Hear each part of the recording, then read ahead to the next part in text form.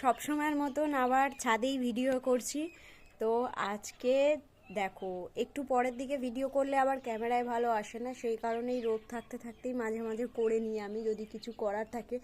এখানে প্রচণ্ড গাড়ির আওয়াজ, কারণ রাস্তার পাশে বাড়ি, বুঝতেই পারছো। আর আজকে সেট আপটা শুধু একটু দেখাচ্ছি তোমাদেরকে। আমি এখানে নিচেই বসেই ভিডিওটা করছিলাম, দেখো একবার সেট আপটা দেখাচ্ছি তোমাদের।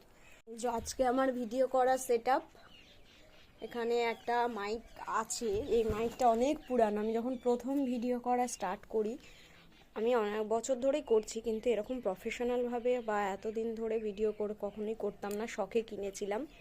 আর একটা মাইক আছে, সেটা একটু ডিস্টার্ব করে বলে এই জন্য এটাই নিয়েছি। আর এই যে যখন কিছু দেখে পড়ার হয় তখন হচ্ছে এই খাতাটা ইউজ করি আমি, খাতা আছে, পেন আছে। আর এইটা হচ্ছে আমার স্ট্যান্ড, আপাতত আর একটা স্ট্যান্ড আছে, তবে ওইটা নিয়ে সবসময় ভিডিও করি না। ছাদে যখন আসি তখন এই ইটগুলোই আমি ব্যবহার করি। আমার বাবা এখানে ইট রেখেছে আর আমি ইটগুলোই ব্যবহার করি।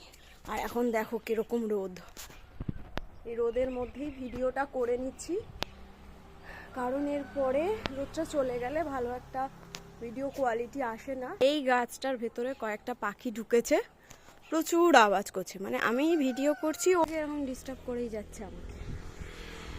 তো যাই হোক, পরে আবার নতুন কোনো ভিডিওর সাথে আসবো। সবাই ততক্ষণ ভালো থেকো, সুস্থ থেকো।